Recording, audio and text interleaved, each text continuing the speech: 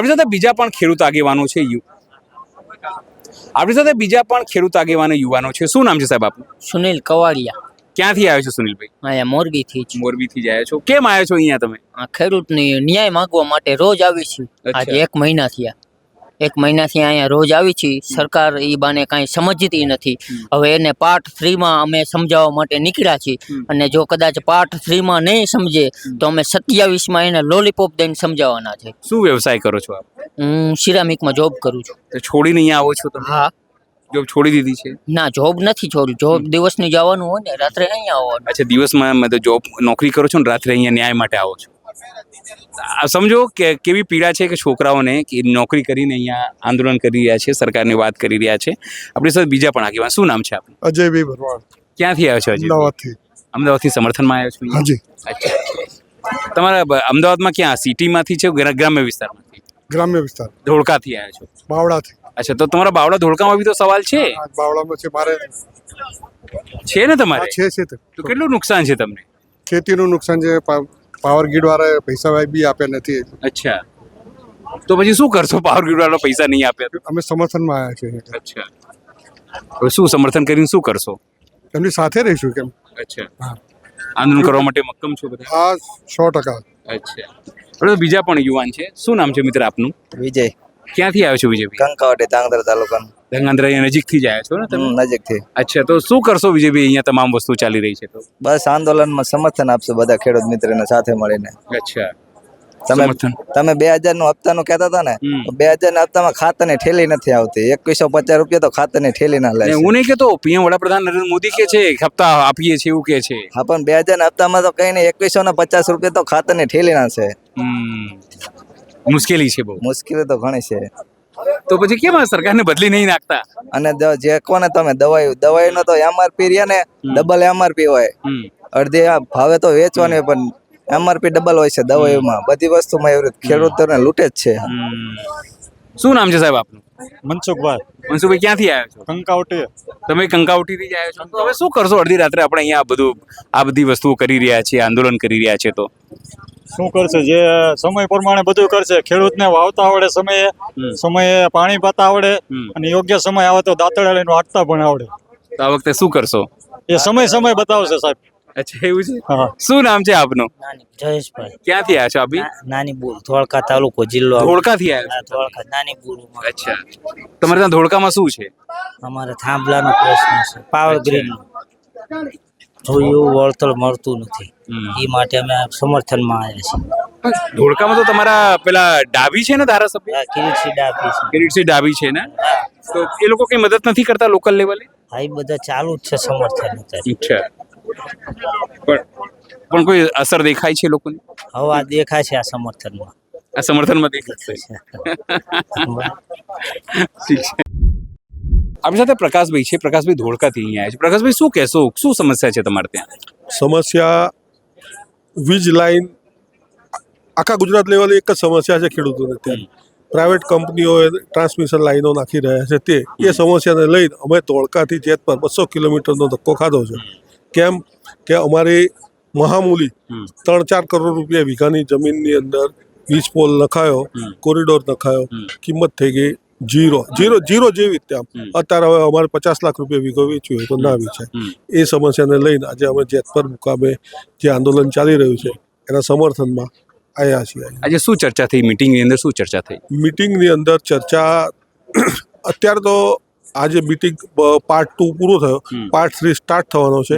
એ બાબતે લઈ અને દરેક જિલ્લાની સમિતિઓ બનશે, અને રાજ્ય લેવલે, જિલ્લા લેવલે, તાલુકા લેવલે દરેક ખેડૂત જાગૃત થાય એ માટેનું આખું સંગઠનનું માળખું તૈયાર કરવાની, અને દરેક ખેડૂતને શું સમસ્યા છે અને સમસ્યામાં વળતર લેવું, ભાડું લેવું, એના માટેની બધાની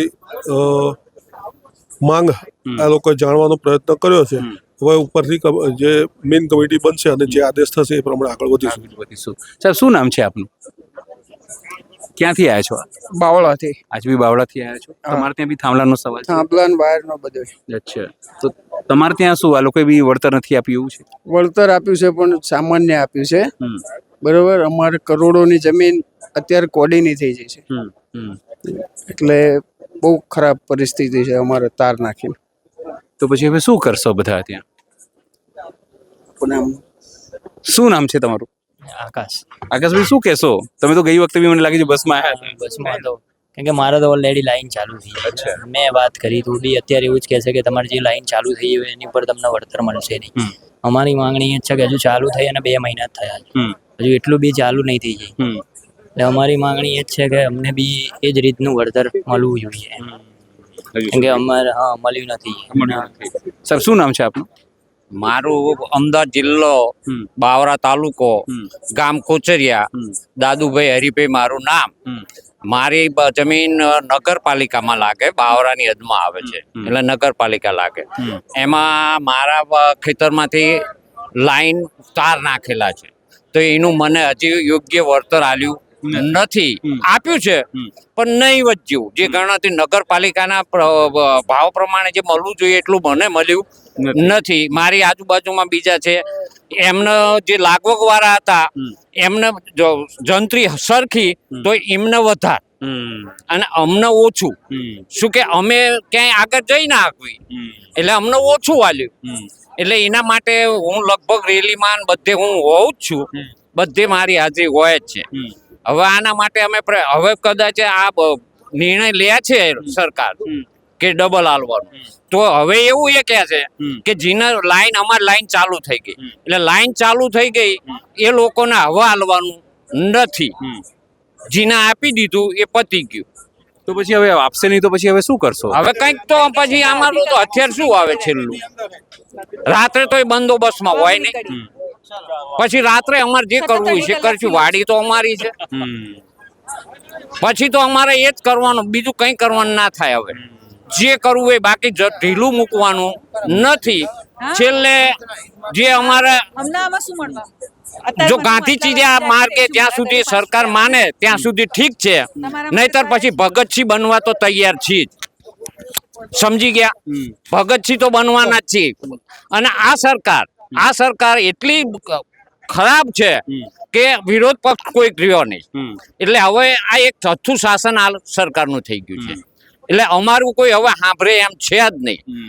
પછી અમારા જે આજુબાજુના આગેવાનો રહ્યા એ ભાજપનું એટલું સર્કલ આ લોકોએ ઊભું કરી દીધું છે કે અમે અહીં આવી ને તો કાલે અમને પાસે કહે છે કે તમે ત્યાં ગયા તા, કેમ ગયા તા એવું પૂછે છે. હા પૂછે. તમને નામ શીખે દઈશું કાલે મને ફોન આવશે તો કાલે તમે મારો નંબર લઈ લો. કાલે હું તમને એમના નામ સાથે જ કહીશ કે આ આટલા માણસોએ મને ફોન કર્યા. એ ધમકાવે છે. ધમકી તો ના આપી કે ખાલી પૂછે. ધમકી તો અમે ખમી એવા છીએ નહીં. ધમકી તો કોઈની સાંભળવા વાળા નથી. અને હવે આ નિર્ણય જો રાજસ્થાનમાં જમીનના ભાવ નીચા તો અહીંયા 4 ગણું વળતર, અને આ ભાવ અમારા ઊંચા, બરોબર, તો અમને કેમ આમ? અમને રાજસ્થાન જેટલું આપી દે, અમારે કઈ નથી જોતું.